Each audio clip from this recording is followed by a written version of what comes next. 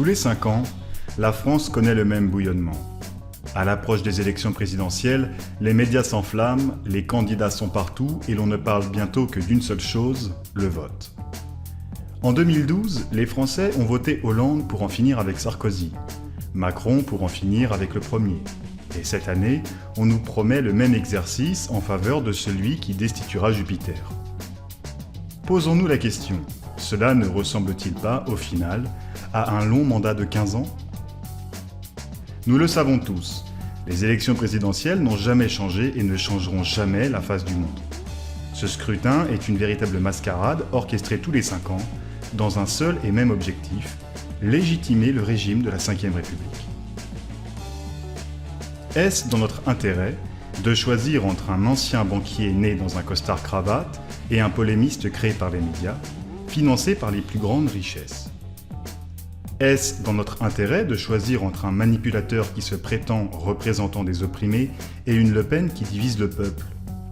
Ils nous ont trop eus par le passé, grâce à leurs petits jeux, mais nos conditions de vie, elles, n'ont fait que se dégrader. Prix de l'essence, de l'électricité, loi anti-peuple, violence, ce sont les continuateurs de ceux qui ont fait de notre pays une zone sinistrée, et qui plus tard nous enverront faire la guerre pour leur profit. Tous les 5 ans, lorsque nous glissons un bulletin dans l'urne, l'État peut s'enorgueillir d'avoir consulté le peuple. Voilà le rôle fondamental des élections dans notre pays. Nous faire cautionner le système tel qu'il est.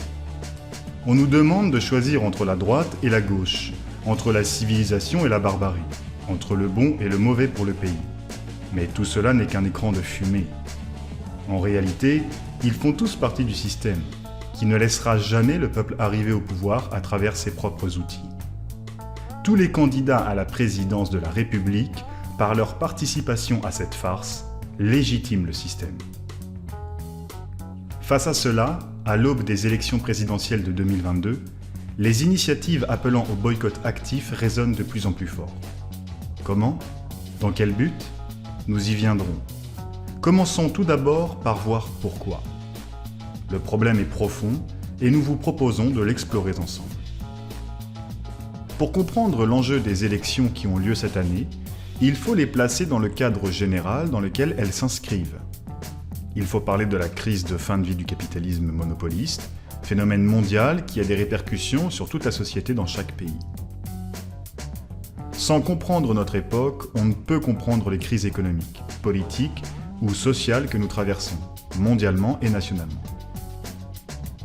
Sans comprendre l'époque, on ne peut comprendre pourquoi les factures et les denrées coûtent toujours plus cher, pourquoi le chômage augmente et pas les salaires ni les retraites. On ne comprend pas quel rôle remplissent les Macron, les Zemmour et autres marionnettes que la grande bourgeoisie financière utilise tour à tour selon ses intérêts. Comme le dit si bien une des campagnes de boycott, d'année en année, la situation se dégrade dans le pays.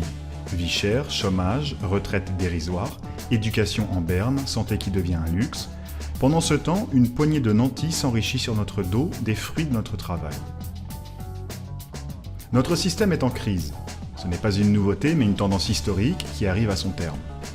L'ancien doit s'en aller, le nouveau doit arriver. La mascarade électorale de cette année est un rendez-vous historique pour dénoncer ce système en fin de vie, où l'oligarchie financière s'accapare toute la richesse sociale, tandis que celles et ceux qui créent la richesse n'ont que des miettes et des coups de matraque. Dans cette vidéo, nous allons parler de notre époque, de la situation politique en France et de pourquoi le boycott est la seule tactique révolutionnaire concernant les élections.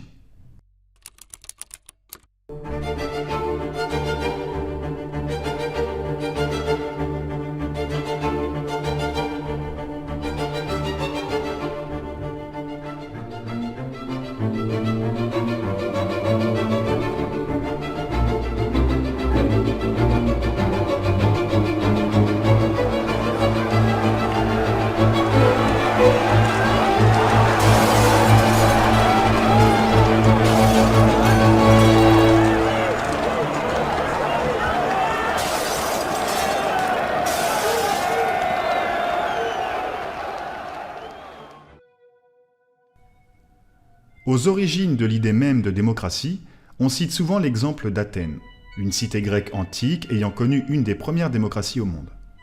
On parle alors du droit de vote de ces temps anciens, des décisions communes, des agoras où de grands débats d'importance ont lieu.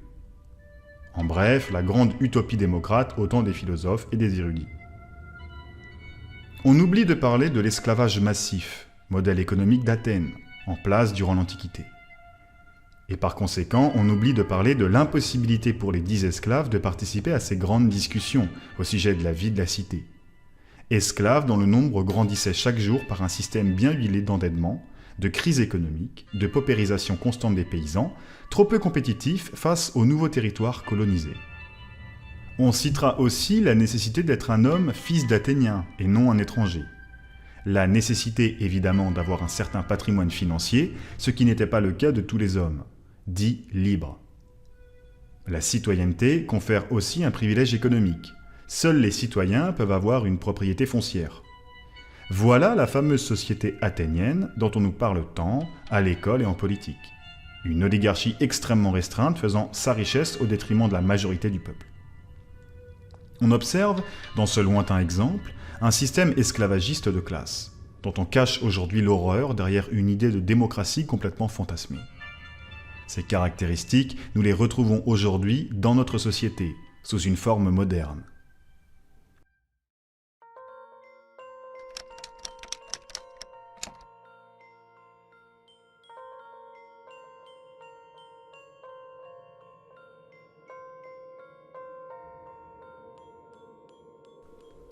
Si nous n'avons plus d'esclaves au sens strict du terme, nous vivons toujours dans une société de classe. Celle-ci est en effet divisée de nos jours entre deux grands pôles. D'un côté, une classe capitaliste, la bourgeoisie, qui possède les entreprises, les outils et brevets, les machines, la terre, les ressources. De l'autre, le prolétariat, c'est-à-dire tous ceux qui ne possèdent rien, excepté leur force de travail. Et avec cette force de travail vient une maîtrise des outils de production et une conscience sociale. Résultant de cette organisation, de par l'absence de propriété, le prolétariat est économiquement dépendant, à la merci des capitalistes. En effet, les travailleurs sont libres de vendre leur force de travail à tel ou tel employeur ou de se retrouver sans emploi. Libres dans le sens qu'ils ne sont pas rattachés à un maître ou à une parcelle de terre. Certains oseront alors faire un lien direct avec une forme d'esclavage économique. Nous pourrions parler d'esclavage salarié. Dans le processus du travail, les travailleurs ne produisent pas seulement la valeur qui leur est rendue sous forme de salaire, mais produisent aussi une plus-value, que les capitalistes se réapproprient et qui est la source de leur enrichissement. C'est là que réside le caractère exploiteur de la bourgeoisie, qui vit des fruits du travail de toute la société comme un parasite. C'est la base sur laquelle repose toute la civilisation humaine à l'heure actuelle. Lénine donne la définition suivante des classes. On appelle classe sociale de grands groupes d'hommes qui se distinguent par la place qu'ils occupent dans un système historiquement défini de production sociale, par leur rapport, la plupart du temps fixé et consacré par des lois, vis-à-vis des moyens de production, par leur rôle dans l'organisation sociale du travail et, donc, par l'importance de la part de richesse sociale dont ils disposent et par la manière dont ils la reçoivent. Le capitalisme, en se développant, a bouleversé la production féodale jusqu'à la remplacer complètement en la dépassant, ce qui a donné la capacité à la bourgeoisie de prendre le pouvoir lors de la Révolution de 1789. En prenant le pouvoir, la bourgeoisie, aidée de la paysannerie et du prolétariat alors concentrés dans quelques villes, a façonné un nouvel ordre social qui a donné ce qu'on connaît actuellement comme la République, la démocratie, l'état de droit, le libéralisme en philosophie et en économie, les élections. Ces idées développées dans la Révolution ont connu un retentissement mondial. La France est connue pour être le berceau des Lumières, de l'universalisme républicain, c'est-à-dire une nation à laquelle on appartient, quelle que soit sa religion ou son ethnie. Il s'agit d'une nation politique.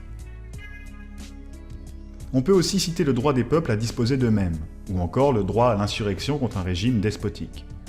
Autant de principes qui ont un temps eu du poids avant d'être bafoués par les calculs égoïstes du capitalisme et de ses profits.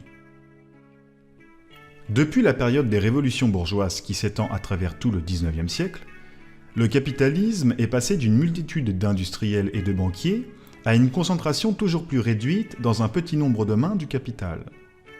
De la libre concurrence, le capitalisme est passé au règne des monopoles, au règne de la finance, qui est le résultat de l'interpénétration des banques avec l'industrie. Toute la dynamique de développement économique et matériel du capitalisme mène à la concentration et centralisation de la production et de la richesse humaine dans les mains de quelques capitalistes et conglomérats. Ce qui empêche tout espoir de croître pour les compétiteurs de plus faible envergure, par exemple la petite bourgeoisie. De la résultante même du capitalisme, le libre marché, la compétition, pourtant valeur sacrée des capitalistes, meurt sous le poids des titans du monopole. Les petits compétiteurs, petits propriétaires et petits bourgeois ne sont plus capables de jouer le jeu et finissent inexorablement par tomber dans la classe du prolétariat. Le système étouffe ainsi ses propres forces, son potentiel innovant et creuse sa propre tombe. Cette concentration a ouvert la possibilité matérielle pour une poignée de pays capitalistes avancés de réduire l'ensemble du globe sous son influence directe avec la colonisation, empêchant le développement propre de nombreux pays qui n'ont pas pu voir leur bourgeoisie se développer. Les monopoles depuis 150 ans entravent le développement des pays dominés, qui n'ont ainsi pas pu connaître de révolution démocratique et sont maintenus par les monopoles dans un état de sous-développement qui est criminel. Cette situation mondiale engendre des guerres de repartage et de conquête des marchés au profit des monopoles. La formation de l'impérialisme est aussi marquée par le développement du marxisme, de la première et de la deuxième internationale, et par des révoltes ouvrières de grande ampleur. L'exemple le plus marquant est celui de la Commune de Paris, épisode révolutionnaire qui a vu l'établissement du premier pouvoir ouvrier de l'histoire. Cet épisode a ouvert la voie pour les révolutions prolétariennes, montrant que les travailleurs peuvent prendre le pouvoir et s'organiser de manière autonome, sans rien attendre de l'État ou des opportunistes qui parlent de prendre le pouvoir par les urnes. Cette histoire, particulièrement riche de lutte du peuple en France, est occultée. À la place, on nous parle des rois et des grands personnages pour mieux nous habituer à notre impuissance. Cette vision de l'histoire déformée est une muselière pour le peuple.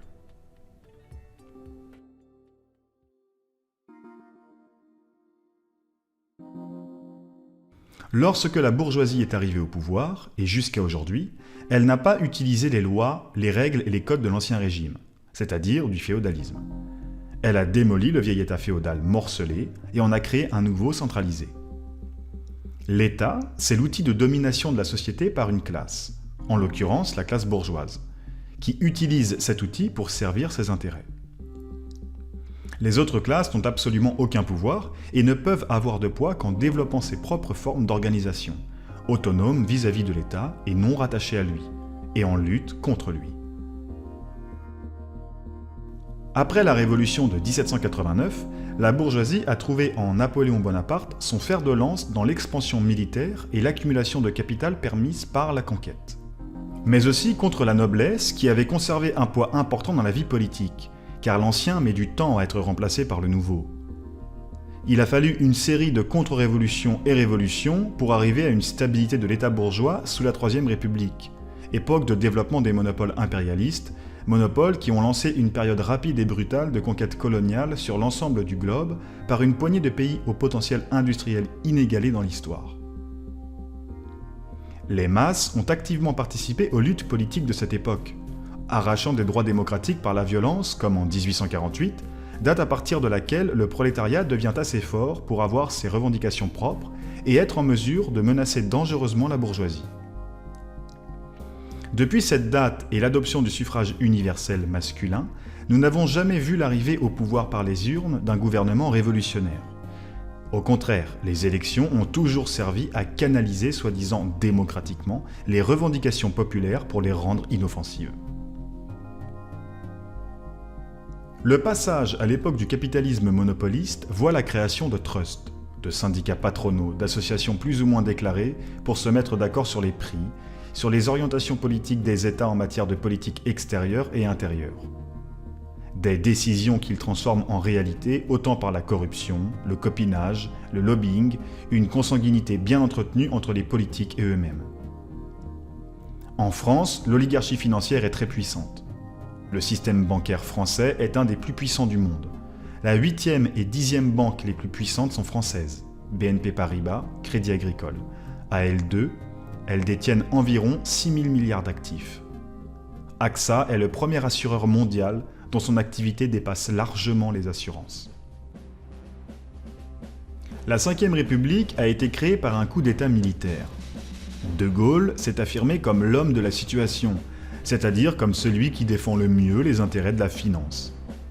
En bon bonapartiste, il a créé une constitution, c'est-à-dire des règles de fonctionnement de l'État, avec une forte concentration des pouvoirs dans les mains du président, en décrétant que la Ve République fermait une période d'instabilité politique qui a duré 150 ans, c'est-à-dire depuis la fin de la monarchie. La caractéristique du gaullisme-bonapartisme est de prétendre concilier les intérêts antagoniques des classes et faire de l'État le médiateur de la société, le garant aveugle de l'ordre et du droit, le seul terrain sur lequel se joue la politique, c'est-à-dire sous contrôle de l'oligarchie financière.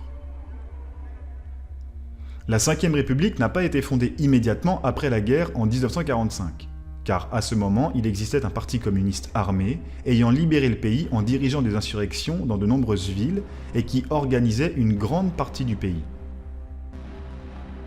Le parti communiste menaçait directement la bourgeoisie dont l'armée était désorganisée, et les plus grandes avancées sociales que nous avons connues en France datent de cette période, car la bourgeoisie devait ménager les communistes et ne pouvait pas risquer d'ouvrir les hostilités avec un coup d'État et l'instauration d'un régime réactionnaire.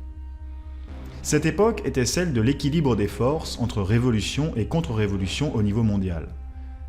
C'est lorsque le parti est devenu révisionniste que la grande bourgeoisie oligarchique et colonialiste a trouvé le moment pour avancer leur pion, De Gaulle, sachant qu'elle ne risquerait rien. Avec la trahison des révisionnistes qui ont tourné le dos au prolétariat, une brèche s'est ouverte dans l'opportunisme le plus pourri, incarné dans les nombreux partis de gauche dont la principale tâche a été de berner le peuple. Cette République démocratique n'hésite pas à réprimer par la force les mouvements populaires qui s'emparent de la rue, en usant des forces armées ou de la police. Comme nous avons pu le voir lors des émeutes des quartiers populaires en 2005 et lors des Gilets jaunes où bien des citoyens ont perdu un œil, un bras, la liberté ou encore la vie. La République démocratique bourgeoise est la forme d'État que nous connaissons notamment en France. La caractéristique principale de cette République démocratique est de faire preuve d'une certaine souplesse tout en préservant la domination de classe de la bourgeoisie et du capitalisme. Elle laisse paraître un semblant de liberté et de pouvoir d'influence à la population en usant de stratagèmes tels que le vote électoral, le référendum, la liberté de penser et de s'exprimer, l'existence de partis se réclamant d'opposition ou anticapitalistes, le droit de critique, etc. Cependant, il est tout à fait clair que la République démocratique bourgeoise dans laquelle nous vivons n'a rien de démocratique. Elle ne représente absolument pas les intérêts de la population. Elle agit égoïstement en conservant les privilèges de sa classe au détriment de la majorité. Les successions de gouvernements de droite et de gauche n'ont rien changé fondamentalement à l'état du pays. Parce que peu importe quel courant politique dirige un pays capitaliste, il sera toujours soumis aux lois du capitalisme monopolistique, qui ont cours dans le monde. Les lois objectives du développement économique et social sont maintenant entravées par le capitalisme lui-même, qui est en train de consumer jusqu'à ses bases mêmes. Il y a plus d'argent investi dans la publicité, le marketing et le management que dans l'éducation, la recherche scientifique et la santé réunies. C'est le reflet d'un système qui repose sur la marchandise, et qui fait de la marchandisation une finalité en soi.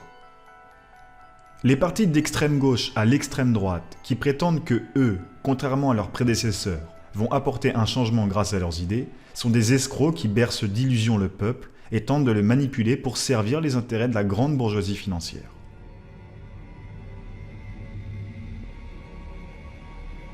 Comme il a été dit en début de vidéo, le système capitaliste est arrivé en fin de vie. La crise dans laquelle l'impérialisme s'enfonce aujourd'hui est génératrice de guerre, d'appauvrissement des masses partout sur Terre et de destruction de la nature. Dans ce titan qui s'effondre sous le poids de ces contradictions, il ressort une tendance aux politiques les plus réactionnaires et les plus arriérées que l'on appelle réactionnarisation. Il s'agit d'une tendance qui a pour but de nier, d'annuler la lutte des classes, mais qui en fait l'accélère car rien ne peut l'arrêter. Ce n'est pas un phénomène scientifiquement français. La crise de l'impérialisme entraîne une accélération de la concentration de capitaux. On a pu le constater durant la pandémie de Covid. Cette accélération entraîne des crises de surproduction car il n'existe pas d'acheteurs pour absorber le surplus de production. Dans leur lutte entre eux, les monopoles se déchirent et s'arrangent, en affrontement et en collusion les uns avec les autres, mais tous partagent un objectif commun, continuer à faire des profits. C'est la base de la crise actuelle. Elle tire ses racines dans le fonctionnement économique du capitalisme. Ce processus de pourrissement de l'impérialisme et la lutte pour le repartage du monde frappent de plein fouet l'impérialisme français. Impérialisme moyen qui perd de plus en plus de poids partout dans le monde, principalement en Afrique et en Europe, face aux USA, à la Chine, à l'Allemagne, etc. En 20 ans, la France a perdu près de la moitié de ses parts de marché en Afrique par rapport à la concurrence, passant de 12% à 7%. Les exportations françaises ont doublé sur un marché qui a quadruplé, d'où une division par deux de nos parts de marché, affirme l'ancien ministre Hervé Gaimard. Elle est aujourd'hui talonnée par l'Allemagne. Comme une bête en danger, il doit être de plus en plus agressif pour maintenir sa position et tenter sans aucune chance de se constituer comme nouvelle grande puissance mondiale. De cette crise économique en découle une autre, sociale, car pour faire du profit, les entreprises licencient et restructurent l'appareil productif, et la misère augmente avec le chômage dans les masses. Face aux protestations toujours plus fortes qui émanent des masses, les impérialistes ont besoin d'un État fort. L'État fort, c'est la concentration du pouvoir exécutif au détriment des autres. C'est la fin de l'illusion d'une séparation des pouvoirs et de l'existence de ce qu'on appelle les couches intermédiaires, considérées comme des contre-pouvoirs. L'évidence que l'État, ses politiciens et sa politique ne servent pas les intérêts de la population apparaît aux yeux de tous. Et ainsi s'ouvre la crise politique, la crise de régime que nous commençons à connaître et que le boycott appuie en faveur du prolétariat. Cette réactionnarisation n'est pas du fascisme, mais elle lui pave la voie. Car le fascisme, c'est la dictature ouverte du capital financier sur la société. Il a donc besoin d'un État implacable pour s'imposer au peuple par la force. Comme trait essentiel de cette réactionnarisation, nous pouvons observer un renforcement du pouvoir exécutif, dans la figure du président, niant le rôle du Parlement législatif et tentant de soumettre la justice, pouvoir judiciaire. À noter que les politiques, la police, ne cessent d'attaquer la justice. Le pouvoir présidentiel de la Ve République scie à merveille à cette tendance. Les réactionnaires appellent cela « redonner de l'autorité », afin de tenter de nier la lutte des classes par la contre-révolution conservatrice. C'est une nécessité pour restructurer l'appareil économique et réimpulser l'impérialisme français. L'accentuation du rôle de l'État dans l'économie, nous l'avons vu avec le Covid. L'État français a particulièrement soutenu l'économie, et en particulier les monopoles, à bout de bras afin d'éviter que la France ne perde trop de place dans le monde. Le plan d'investissement France 2030 d'Emmanuel Macron est un autre exemple du retour de la puissance étatique dans l'économie comme soutien actif aux monopoles pour leur restructuration. Tout comme les sociodémocrates avec la nationalisation et les privatisations ont aidé à la création des monopoles que nous connaissons, ce type de plan sert à faire des monopoles français des géants à même de pouvoir espérer rivaliser sur le marché mondial. Il y a aussi une tendance à la corporatisation avec les aides à tel ou tel secteur de la société. Les aides directes aux entreprises, mais aussi les aides dites sociales, sont l'expression de cette corporatisation. Elles visent à absorber la crise et servent à diviser la classe en sortant de nombreuses personnes de la production, en leur permettant de survivre sans produire. Mobilisation des masses par la manipulation de l'opinion afin de créer un climat favorable à la réaction, à la guerre et donc en premier lieu au réarmement massif pour tenter de tirer les marrons du feu du repartage du monde et du futur affrontement interimpérialiste qui se dessine. Cette militarisation se passe aussi dans la société avec un renforcement politique de la police, avec son autonomisation et un contrôle de plus en plus accru de la population.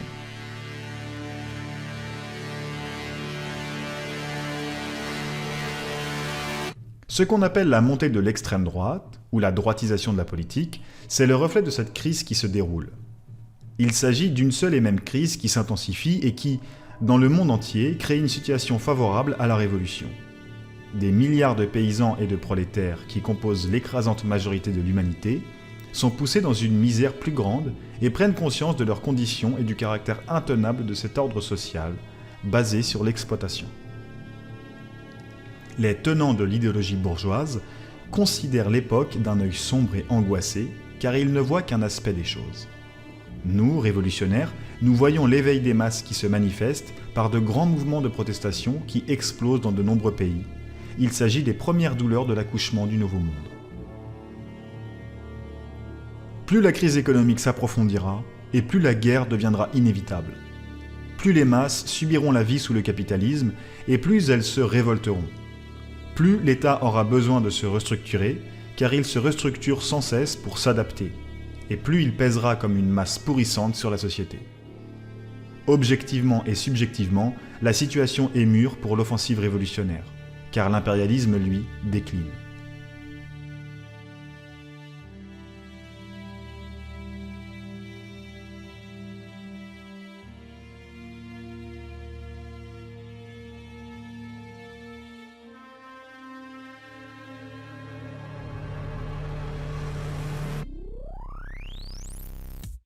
Une nouvelle question se pose.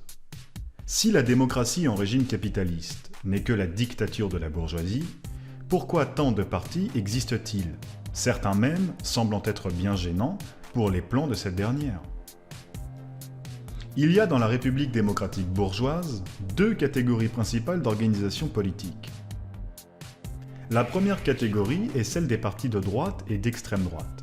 Les Républicains, Rassemblement National, Reconquête, En Marche, etc., qui souhaitent appliquer des réformes qui sont avantageuses uniquement pour la classe sociale qu'ils représentent, à savoir la bourgeoisie.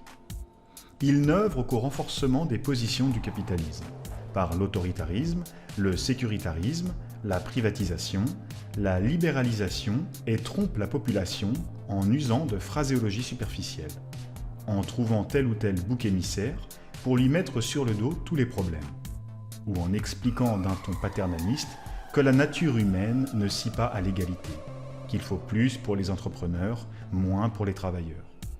Ils incarnent l'aile droite, ouvertement réactionnaire, de la bourgeoisie. La deuxième catégorie est celle des partis du centre et de gauche. Parti socialiste, Parti écologiste, la France insoumise, Parti communiste français, etc. Cette catégorie se différencie quant à la forme qu'elle revêt par rapport à la première, mais en aucun cas quant au fond, quant aux résultats pratiques de la politique de ces partis au sein du capitalisme.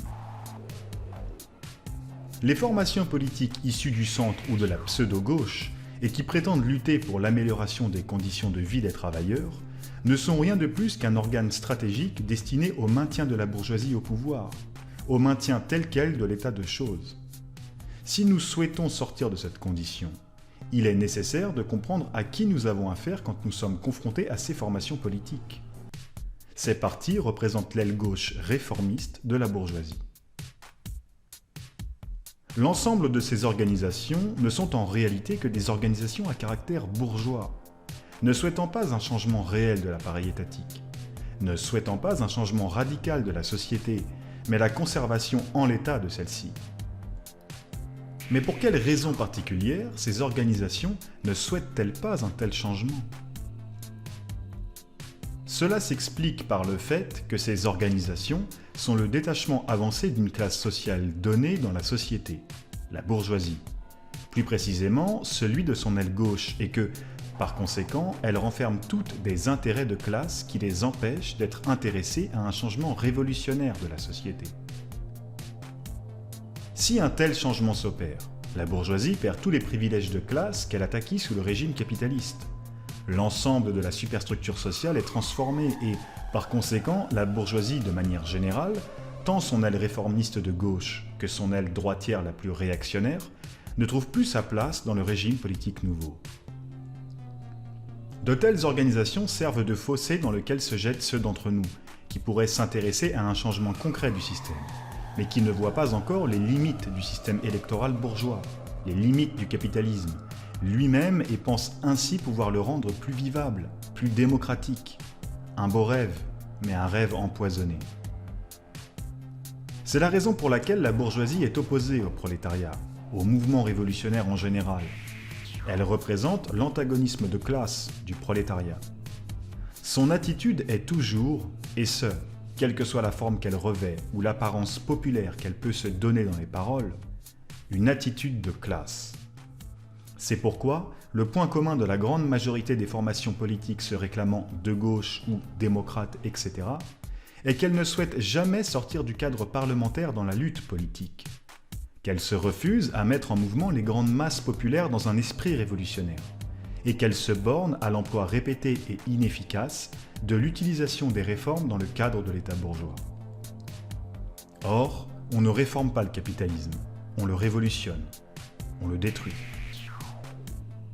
La résultante de cette situation est que la classe ouvrière est constamment trompée, ballottée de parti en parti, de formations politiques diverses vers d'autres formations politiques, sans jamais réellement comprendre les intérêts de classe que renferment ces organisations. Sur ce point, Lénine écrit « Les hommes ont toujours été et seront toujours en politique les dupes naïves des autres et d'eux-mêmes, tant qu'ils n'auront pas appris, derrière les phrases, les déclarations et les promesses morales, religieuses, politiques et sociales, à discerner les intérêts de telle ou telle classe. Les partisans des réformes et améliorations seront dupés par les défenseurs du vieux régime aussi longtemps qu'ils n'auront pas compris que toute vieille institution, si barbare et pourrie qu'elle paraisse, est soutenue par les forces de telle ou telle classe dominante. Et pour briser la résistance de ces classes, il n'y a qu'un moyen, trouver dans la société même qui nous entoure, puis éduquer et organiser pour la lutte, les forces qui peuvent et doivent, de par leur situation sociale, devenir la force capable de balayer le vieux et de créer le nouveau. Cependant, il existe des organisations politiques dites d'opposition qui ne renferment pas à proprement parler un caractère de classe bourgeois. Ce sont des formations qui paraissent plus populaires et qui possèdent des membres de bonne volonté, tels que le NPA ou encore Lutte ouvrière. Cependant, les membres actifs de ces formations conservent une mentalité petite bourgeoise, conciliante avec le capitalisme.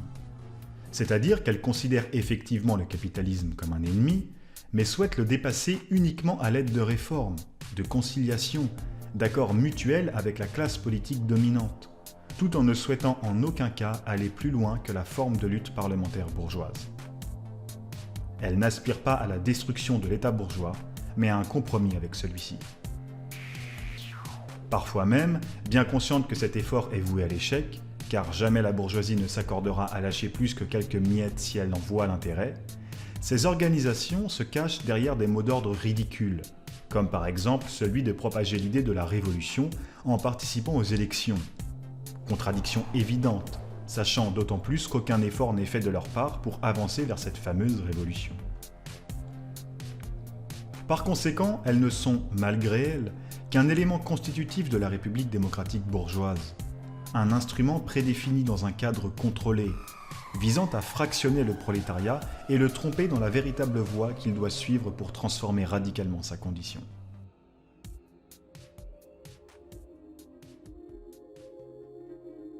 Quand viendra le candidat du peuple ? Une question qui pourrait encore paraître légitime à ceux qui espèrent encore que notre exposé soit faux, que nous nous trompions. Pour l'exercice, concédons au moins la possibilité d'avoir un jour une formation politique importante, souhaitant clairement la rupture avec le capitalisme. Ne serait-il pas possible, avec une telle organisation, d'aller se présenter aux élections, gagner, et ainsi éviter le pire ? C'est là oublier toutes nos explications.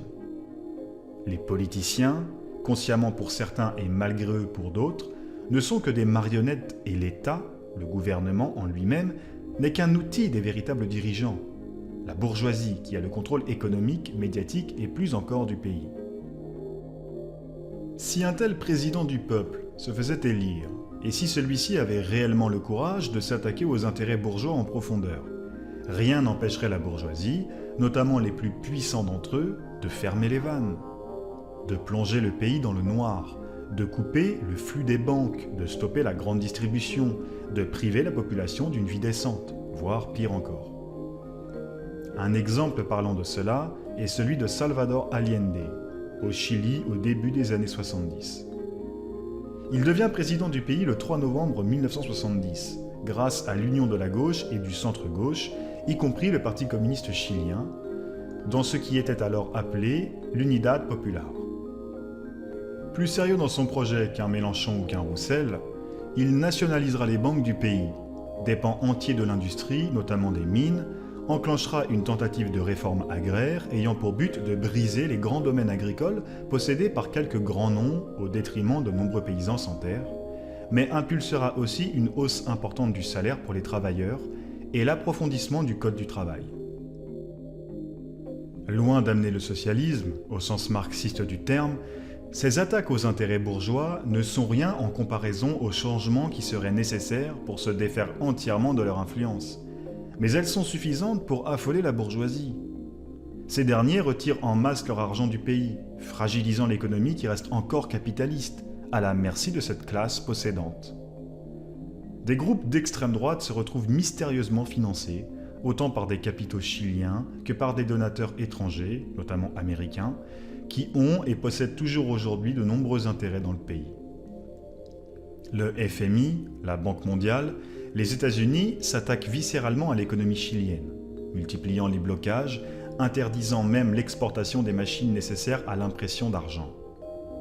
Le pays rentre en récession économique, et à ces sabotages extérieurs se rajoutent les efforts des bourgeois compradors et bureaucratiques, ces quelques Chiliens à la puissance colossale s'étant enrichis par la collaboration avec les puissances impérialistes comme les Américains, qui font eux aussi de leur mieux pour rendre la présidence Allende infernale. Ces derniers provoquent des grèves grâce aux syndicats de droite, ou apolitiques, à leurs bottes, paralysent même le monde du transport et empêchant donc l'approvisionnement de villes entières en marchandises, nourriture y compris. Les médias, soit possédés directement par la bourgeoisie ou par copinage, pointent le gouvernement du doigt comme responsable. Les soutiens à la démocratie s'amenuisent. On appelle à un retour au bon vieux temps où on avait moins de salaire et moins de droits pour les travailleurs. Finalement, l'armée chilienne, profondément réactionnaire, profite du chaos pour prendre d'assaut la République. Salvador Allende est assassiné, avec bien d'autres. La bourgeoisie place cette même armée au pouvoir et couronne une dictature militaire qui sera à l'origine de bien des massacres. À travers cette leçon historique, qui s'était déjà répétée plusieurs fois par le passé et continuera jusqu'à aujourd'hui encore, on apprend que le pouvoir de la bourgeoisie, acculée, affolée, hargneuse, dépasse grandement la loi, dépasse grandement le simple gouvernement. Nous le voyons. En soi, il est impossible de prendre l'État des mains de la bourgeoisie pour l'utiliser contre elle. Il est nécessaire de détruire cet outil qu'est l'État bourgeois et d'en construire un de notre propre main, l'État prolétarien. Salvador Allende n'avait nullement l'intention d'abattre le capitalisme, seulement de le rendre plus vivable. Il n'avait aucunement l'intention de déposséder la classe bourgeoise, mais seulement d'en contrôler les excès. Et pourtant, ce fut bien suffisant pour motiver ces derniers à l'abattre, à plonger le pays dans une dictature sanguinaire qui n'a pas reculé quant à l'idée, plus tard, de massacrer des pans entiers de la population. Certains encore indécis protesteront. C'était il y a longtemps et dans un pays d'Amérique du Sud. Cela ne pourrait arriver chez nous. Ces gens-là auront peut-être oublié que la Ve République française, fondée en 1958, est le fruit d'un coup d'État fomenté avec l'appui de l'armée française pour défendre l'intérêt de la bourgeoisie au temps d'une 4e République instable, menacée par le fantôme du Parti communiste et pour la sauvegarde des colonies françaises, réservoir de richesses pour cette même bourgeoisie.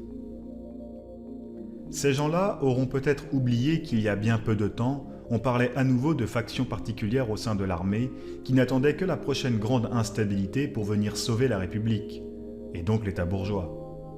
Ces gens-là oublient sûrement que beaucoup, dans l'armée et ailleurs, soutiennent les écrits de De Villiers, qui se voit comme le grand réconciliateur français à venir, effaçant la lutte des classes au profit d'un travail commun et sans accroc pour la France et l'État bourgeois.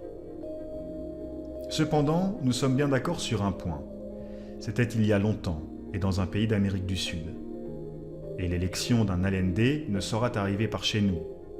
À cette époque, et dans leur pays, l'appareil de propagande, de contrôle culturel et médiatique n'était ni aussi large que le nôtre, ni aussi approfondi, aussi invasif, aussi capable de changer les esprits en quelques reportages bien ficelés, évitant ainsi que le moindre représentant du prolétariat ne puisse se hisser assez haut pour être une nuisance.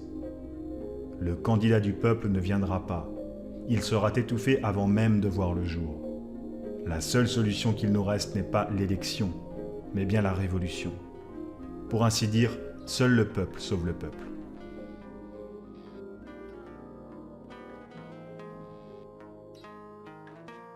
Nous prendrons, pour le bien de notre exposé, l'exemple d'actualité à la sortie de ce dernier, les élections présidentielles françaises de 2022. Jamais, depuis la fondation de la Ve République par un coup d'État militaire, la situation politique en France n'a été aussi instable. Les élections présidentielles revêtent un caractère d'une grande importance pour la bourgeoisie pour asseoir leur légitimité et maintenir leur pouvoir de classe. Aujourd'hui, particulièrement depuis quelques années et notamment pour les élections de 2022, la bourgeoisie impérialiste, bien qu'étant unie quand elle est en danger, connaît des luttes internes au sujet du chemin à suivre pour assurer sa reproduction. Nous avons d'un côté la bourgeoisie impérialiste ultra-réactionnaire qui a un chemin différent de la bourgeoisie impérialiste modernisatrice. C'est aujourd'hui, avec Éric Zemmour, la bourgeoisie néo-gaulliste qui est à l'offensive, héritière du coup d'État, partisane de l'impérialisme le plus décomplexé qui soit. C'est la bourgeoisie du cavalier seul, qui pense que la France peut redevenir une grande puissance seule en renvoyant ses alliances d'un geste de la main. C'est elle qui est la plus réactionnaire et qui porte en elle le plus ardemment la guerre. Bolloré est son élément le plus actif. Il mène une violente offensive idéologique, notamment avec CNews.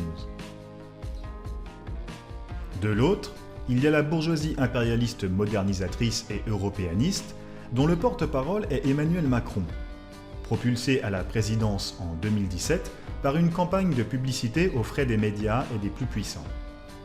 Il nous dit que la ligne que je veux avoir pour la France est celle que je qualifierais de gaulo-mitterrandienne.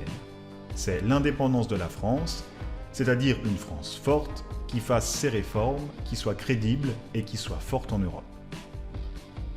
Elle veut constituer un bloc européen pour contrebalancer les USA, tout en étant en contradiction avec la volonté de l'Allemagne à se reconstituer en superpuissance. Elle pousse à la restructuration de l'économie sur des bases d'une industrie de pointe. La bourgeoisie financière soutient pour l'instant majoritairement Emmanuel Macron, qu'elle considère comme son meilleur pantin. Encore le plus utile, mais cela changera avec le développement de la situation. Elle n'en reste pas moins agressive et suit le vent guerrier qui souffle sur le monde. L'armée n'a jamais été aussi bien traitée que sous l'actuel président. Soucieuse de garder le peuple à la maison, alors que ce dernier se montre de plus en plus difficile à contrôler, et à raison, de plus en plus désintéressé de cette mascarade faussement démocratique, une aile gauche de la bourgeoisie se manifeste à travers les formations dites anticapitalistes, ou simplement social-démocrates, notamment à travers Mélenchon, dont tous les rêves sont intrinsèquement liés à l'impérialisme français en Afrique et à l'empire maritime de France, en faisant comme les autres en candidat de la guerre mondiale. D'autres groupes, déjà cités, plus à gauche encore, sont des manifestations révisionnistes, sans intérêt et sans avenir, dans lesquelles s'amassent les petits bourgeois, classe intermédiaire mise en danger par la crise de l'impérialisme, et clairement effrayés à l'idée de voir ces conditions de vie les pousser vers le prolétariat, les encourageant donc à s'ériger en héros du peuple, sans avoir la moindre intention de rompre avec le système de classe à l'origine de leurs avantages, comme le montre leur absence d'action, leur absence de lien avec les masses elles-mêmes, n'apparaissant finalement dans nos vies qu'autour des dates électorales. Nous ne perdrons pas plus de temps que cela à parler des candidats que nous considérons anecdotiques de par leur indécision, portant des positions en demi-teinte, tangeant un coup vers l'européanisme, un coup vers les idées réactionnaires, parfois même un peu vers cette fameuse gauche. Il ne faut pas voir tous ces chemins comme antagoniques. Ils vont tous vers la guerre impérialiste. Certains voudraient l'éviter, d'autres sont ardemment convaincus de sa nécessité pour que la France redevienne une grande puissance, mais chacun d'eux se dirige inexorablement vers cette guerre, vers l'aggravement des conditions de vie du prolétariat, dans un cercle vicieux dont on ne saurait se défaire que d'une manière, en finir avec cette société de classe.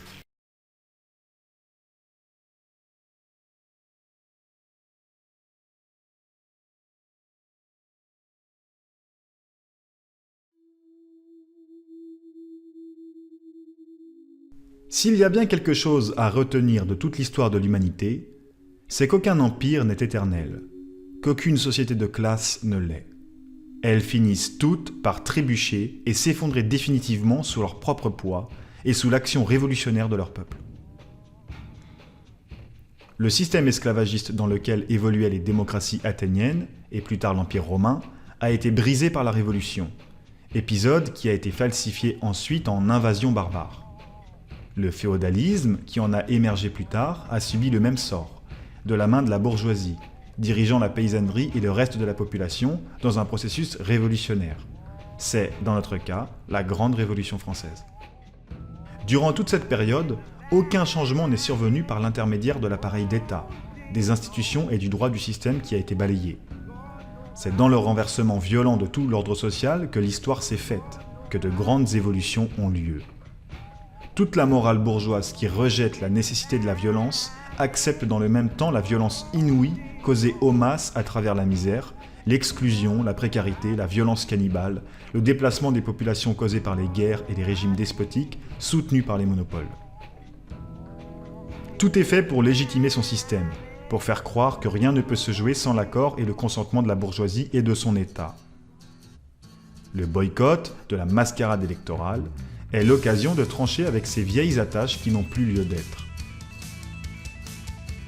Il est temps de rompre avec le chantage aux élections, qui n'ont pour seul but que de légitimer le règne des monopoles.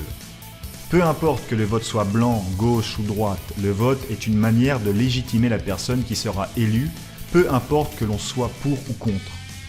Voter pour faire barrage à l'extrême droite, c'est permettre à l'extrême droite d'arriver par les élections. Cela peut sembler paradoxal, mais rien n'est plus vrai. Les élections ne servent pas à ce que le peuple choisisse son dirigeant, elles ne servent qu'à rendre légitime l'oligarchie par les élections. Le fait que ces oligarques rachètent les grands médias et chaînes de télévision, à perte, cela leur coûte financièrement mais ils peuvent se le permettre, et contrôlent donc l'accès à l'information, joue en leur faveur.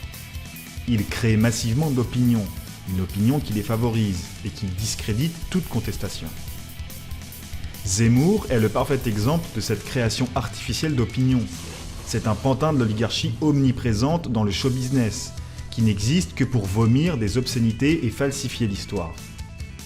C'est un pantin créé dans le seul but de renforcer le centre autour de Macron en donnant à ce dernier une aura de stabilisateur, de rassembleur fédérateur autour de la République. La télé-réalité et les émissions de soi-disant débats sont les deux revers de cette même pièce du contrôle des médias.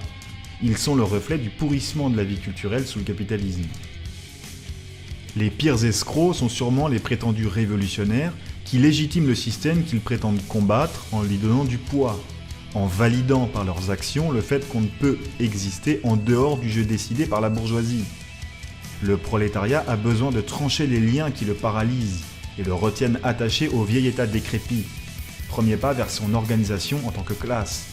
Organisation autonome conduite par sa propre politique qui est d'abolir le règne de la finance, des banques et des grands industriels.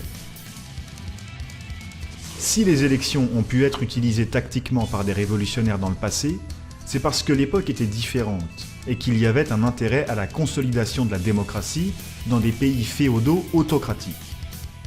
Aujourd'hui, cette démocratie a montré toute sa limite.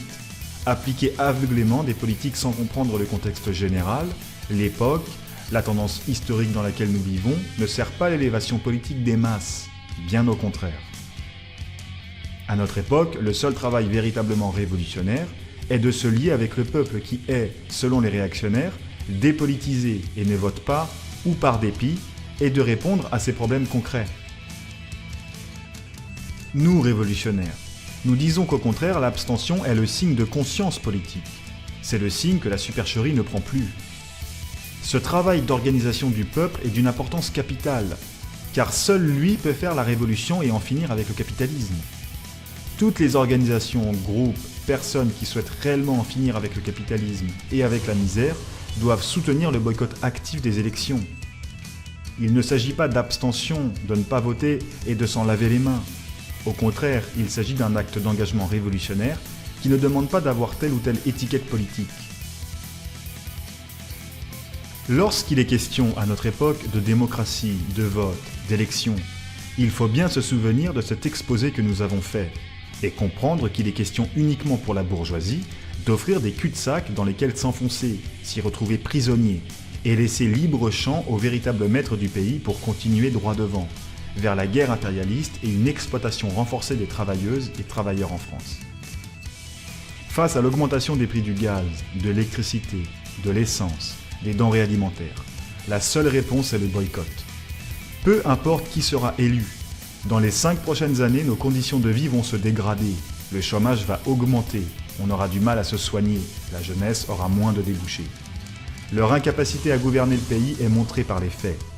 Ne donnons aucune légitimité à ces escrocs. Le vol des richesses du peuple par une bande d'oligarques a assez duré. Boycottons la farce électorale.